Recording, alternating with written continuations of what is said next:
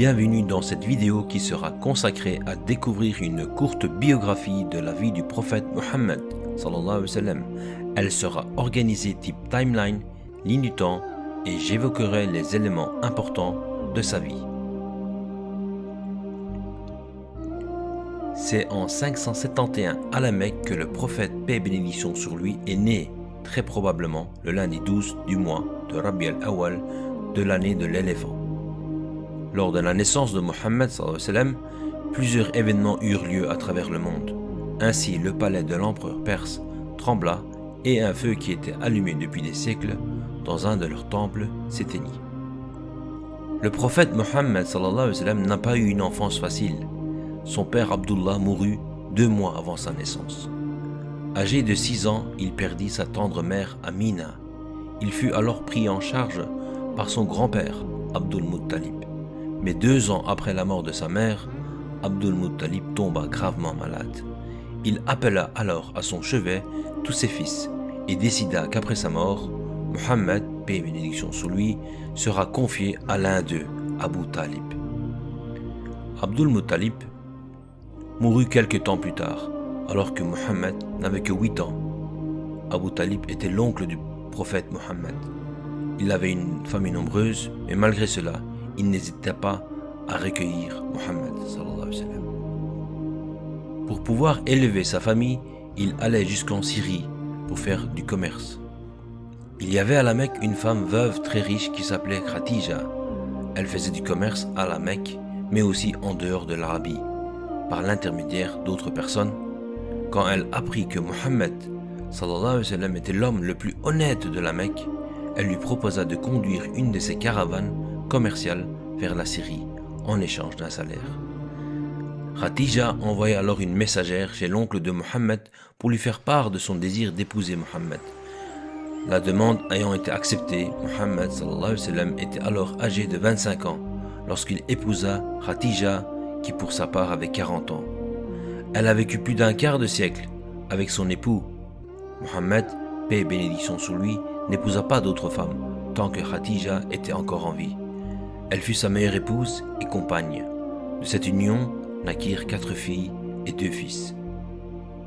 Mohammed était aussi appelé Mohammed el-Emin, le digne de confiance. Avant la première révélation, il avait l'habitude de se rendre dans une grotte, Hira, pour méditer. Ce fut là, pendant une nuit du mois de Ramadan, à l'âge de 40 ans, que soudainement, Mohammed, paix et bénédiction sur lui, perçut une présence dans le silence de la nuit. Une voix se fit entendre. « Lis !» Mohammed était bouleversé.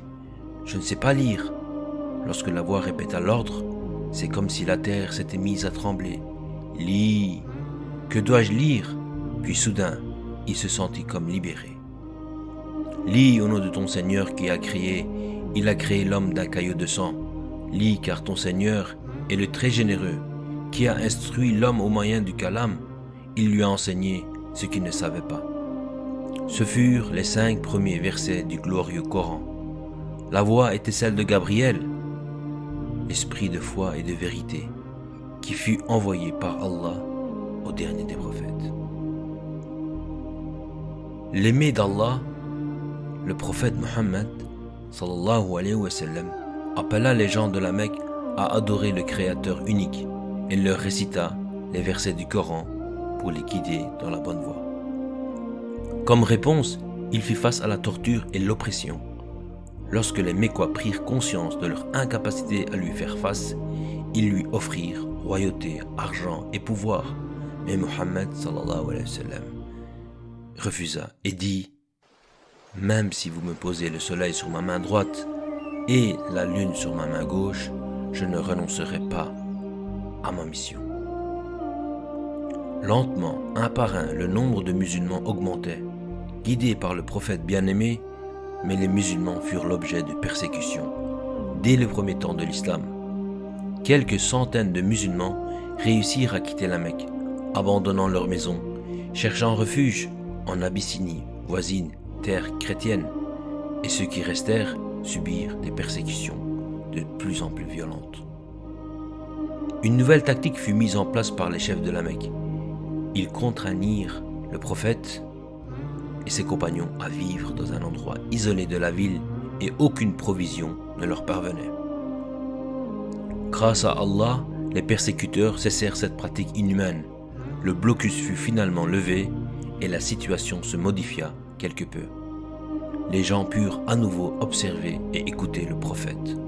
Paix et bénédiction. C'était un bel homme, de taille moyenne, les cheveux et la barbe noire. Ses paroles étaient toujours pleines de sagesse et de conseils. La gentillesse et la miséricorde de Mohammed, paix et bénédiction sur lui, étaient inégalables. Il accorda une place d'honneur à la femme, une place dans la société qui était inimaginable, un honneur en islam que l'on ne trouvait nulle part ailleurs. Ce fut lors de la 10e année de la révélation que le prophète Mohammed perdit son oncle Abu Talib, suivi de la mort de son épouse Khadija. De plus, il fut maltraité par le peuple de Taïf lorsqu'il vint leur délivrer le message. Ce fut une année de tristesse pour le prophète Mohammed sallallahu alayhi wa sallam. Mais c'est cette année-là que Allah envoya l'ange Jibril pour l'élévation suprême du corps et de l'esprit, le voyage nocturne, Al-Isra wal-Miraj. Un voile séparait le prophète de son Seigneur, et c'est là que Allah offrit le plus grand honneur à Mohammed sallallahu alayhi wa sallam, les 5 prières quotidiennes, le 2e pilier de l'islam. À la suite de ce voyage miraculeux, les incrédules redoublèrent de moqueries et de persécutions envers le prophète sallallahu alayhi wa sallam. C'est alors qu'une délégation de la ville de Yasrib, située à environ 400 km de la Mecque, proposa l'hospitalité à Mohammed et sa communauté. Mohammed sallallahu alayhi wa sallam accepta après 13 années d'appel à l'islam à la Mecque. Il immigra lui et les convertis à l'islam vers Médine, lieu où la religion a pu s'épanouir et où Mohammed, paix et bénédiction, devint le chef de ce nouvel État. C'est ce qu'on a appelé l'Hégire et qui marque le commencement du calendrier islamique. Beaucoup de gens à Médine ont constaté les bienfaits de l'islam et se sont les convertis.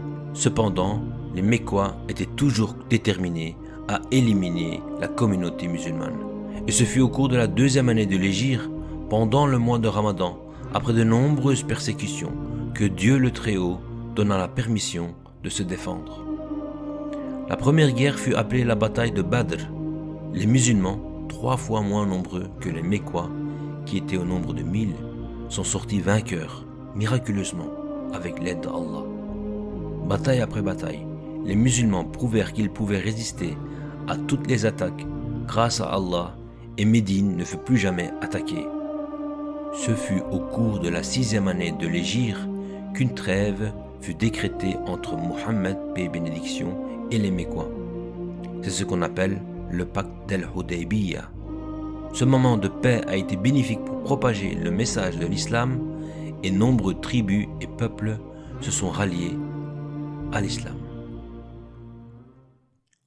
629, la 8e année de l'Hégire, 2 ans après la trêve, dont les termes étaient constamment violés par les Mécois, que le prophète Mohammed sallallahu alayhi wa sallam décida de se rendre à la Mecque avec une armée de 10 000 hommes pour s'emparer de la ville. Ce fut un miracle, pas une goutte de sang ne fut versée, et le prophète passa la porte de la ville sur son chameau, la tête baissée, en toute humilité, tandis que tous ses ennemis le regardaient. Il pardonna au plus grand ennemi de l'islam. Face à cette miséricorde, les gens de la Mecque embrassèrent l'islam sans contrainte. Le prophète, paix et bénédiction sur lui, s'installa à Médine, qui devint la capitale du nouveau monde musulman. 632, Dieu le Très-Haut rappela son prophète, Mohammed sallallahu alayhi wa sallam, à l'âge de 63 ans. Il mourut dans sa maison à Médine, ne laissant derrière lui que quelques biens, le monde à ses pieds, mais sans un dinar à son nom. Alors que personne ne voulait le croire, Abu Bakr le véridique dit ceci: à quiconque adorait Mohammed, j'annonce la mort de Mohammed sallallahu alayhi wa sallam. Mais à celui qui adore Allah, Le Seigneur est vivant et ne meurt jamais. L'esprit de son message demeure aussi clair et vivant que lorsqu'il fut révélé. Merci de mettre vos commentaires, de liker et de vous abonner et de partager la chaîne Capsule Islam.